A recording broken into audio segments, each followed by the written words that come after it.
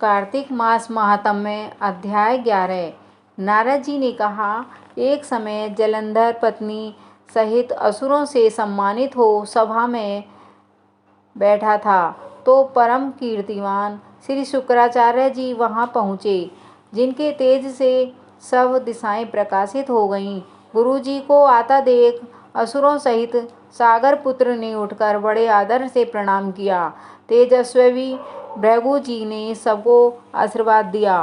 फिर एक दिन आसन पर बैठकर सब दैत्य भी यथा स्थान पर बैठ गए और सागर पुत्र ने नम्रता से यह प्रश्न किया, हे गुरु जी, ऐसे सिर काटा था, आप हमें यह बतलाइए।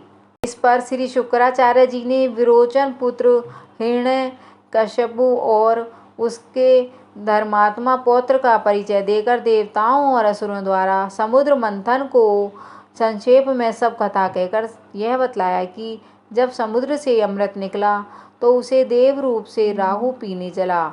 इस पर इंद्र के पक्षपाती भगवान विष्णु ने राहु का सिर काट डाला। यह सुनने के साथ ही जलंधर के नेत्र लाल हो गए। उसने बड़ा क्रोध किया। फिर अपने भस्मर नामक दूत को बुलाकर गुरु का कहा हुआ सब वृत्तांत सुनाया और उसे यह आज्ञा दी, तुम शीघ्र ही इंद्रपुरी में जाकर इंद्र को मेरी शरण में लाओ। भस्मर जलंधर का बड़ा निपुण दूत था। वह शीघ्र ही इंद्र की सुधर्मा नामक सभा में जा पहुंचा और जलंधर के शब्दों में कहा, हे देवता धम, तुमने समुद्र को क्यों मथा और मेरे पिता के सब रत्नों को क्यों ले लिया? ऐसा करके तुमने अच्छा नहीं किया। यदि तू अपना भला चाहता है तो उन सब रत्नों सहित देवताओं के साथ मेरी शरण में आ, अन्यथा हे सुराधम, मैं सत्य कहता हूँ कि तेरा राज्य ध्वंस हो जाएगा। इस पर इंद्र बहुत विस्मित हुआ और कहने लगा, पहले सागर ने मेरे भय से सब पर्वतों को अपनी कुक्षी में क्यों स्थान दिया और मेरे शत्रु दैत्यों की क्यों रक्षा की? इसी कारण मैंने उनके सब रत्न हरण किए हैं। मैं भी सत्य कहता हूँ कि मेरा द्रोही सुखी नहीं रह सकता। इंद्र की बात सुनकर वह दूत शीघ्र ही जलंधर के पास आया और सब बातें उसे कह सुनाईं, जिन्हें सुनते ही वह दैत्य मारे क्रोध के अपने होठ काटने लगा और देवताओं को जीतने के लिए उसने उद्योग आरंभ किया। फिर तो सब दिशाओं तथा पाताल से करोड़ों दैत्य उसके पास पहुंच गए।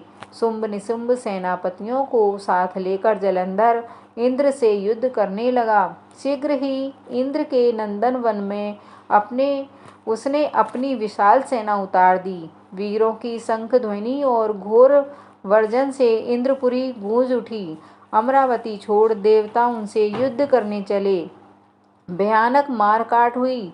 दोनों पक्षों के आचार्य अपने मृतकों को जिलाने लगे। असुरों के आचार्य गुरु शुक्र अपनी मृत संजीवनी विद्या से और देव गुरु बृहस्पति द्रोणागिरी से औषधि लाकर मुर्दों को जिलाते रहे। इस पर जलंधर ने अपने गुरु शुक्राचार्य जी से क्रोध होकर कहा, मेरे हाथ से मरे हुए देवता जी कैसे जाते हैं? जिलाने वाली विद्या तो सब आपके पास ही है, फिर यह क्या बात है? इस पर श्री शुक्राचार्य जी ने गुरु जी श्री बृहस्पति जी द्वारा द्रोणागिरी से औषधि लाकर देवताओं के जिलाने की बात कह दी। यह सुनकर जलंधर और भी क्रुद्ध हो गया। श्री शुक्राचार्य जी ने कहा, क्रुद्ध क्यों होते हो?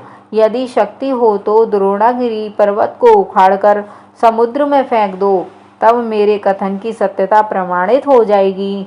इस पर जलंधर क्रुद्ध हो शीघ्र ही द्रोणागिरी पर्वत के पास जा पहुंचा और अपनी भुजाओं द्वारा उसे जड़ से उखाड़कर समुद्र में फेंक दिया। यह भगवान शंकर का तेज था। इसमें जलंधर की कोई विचित्रता नहीं। तत्पश्चात यह सागर पुत्र युद्ध भूमि में आकर बड़े वेग से देवताओं का संहार करने लगा। जब बृहस्पति औषधि लेने के द्रोणागिरी पर्वत पर पहुँचे तो द्रोणागिरी की जगह वहां पर उन्हें सूना मैदान मिला। तो वह भयभीत होकर देवताओं के पास आए और कहा कि युद्ध बंद कर दो, तुम लोग अब जलंधर को नहीं जीत सकोगे। पहले इंद्र ने जो भगवान शंकर का अपमान किया था, यह उसी का फल है। यह सुनकर देवता युद्ध की आशा त्याग अत्यंत ही व्याकुल हो इधर उधर भाग निकले।